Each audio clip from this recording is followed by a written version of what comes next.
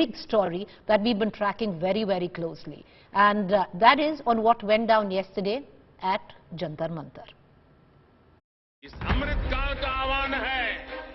The day India celebrated democracy. Dragged, detained, charged. Slapped with FIRs. Section 147, guilty of writing. Section 149, unlawful assembly. Section 186, obstructing a public servant from discharging duty. Section 188, disobedience to order duly promulgated by a public servant. Section 332, voluntarily causing hurt to deter a public servant from dispensing his duty. Section 353, criminal force to deter public servant from discharge of his duty. The wrestlers also charged under Section 3 of the Prevention of Damage to Public Property Act. The alleged victims thrown out of protest site Jantar Mantar. The alleged accused 1 kilometer away in attendance inside the new parliament, as India marked a moment in history both inside and outside parliament. And then an organized toolkit kicks in to defame our wrestlers. Morphed images go viral on social media. Don't take their word for the gospel truth, but what of due process of law? 30 days and counting, the Dangal for justice continues. All right, so, we're going to begin this edition of news with that very question that we posed in what we just showed you. Many of us are looking at and raising a lot of questions. Why is it that the wrestlers only chose the day where democracy was being celebrated with the inauguration of the new parliament? Of course, it was a momentous, historic, a happy occasion for us.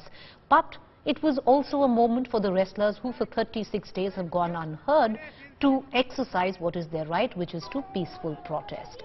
On the other hand, there are many who say that politically motivated, especially where the wrestlers are concerned. There are elements which many would call our Andolan-Jivi elements involved in their protest. They might be, is what possibly, a lot of people who are supporting the wrestlers say. But what about the basic due process of law? If there is a POXO case against somebody, against Brij Bhushan Sharan, who is a BJP MP, how is it that he found himself on this historic day and accused under POXO, celebrating the momentous occasion inside Parliament, while outside Parliament what you saw, viewers, went down? Once again, we will begin with what we just said. Don't take their word for the gospel truth. Don't believe them. But do think about the fact whether due course of law, due process of law was followed in this case. Many of you have gone ahead, especially on social media, been horrified by images of these wrestlers smiling in buses coming in. The fact is, those images that you see are fake. And the reason is because a word that many of us have now been very accustomed to.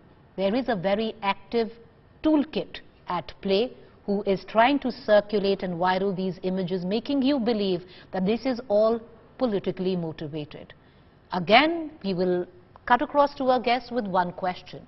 Do not take their word for the gospel truth, viewers, but do think whether due process of law followed or not. And an example in that, it took them over 10 days, the intervention of the Supreme Court, to file an FIR of sexual molestation where 7 girls had given their testimony against Brij Bhushan Sharan, who's a BJP MP. It took 7 hours for the Delhi police to file all the charges that we relayed to you against these 3 wrestlers and the organizers of this protest. So, process of law followed very quickly at one end. On the other, the Supreme Court had to step in.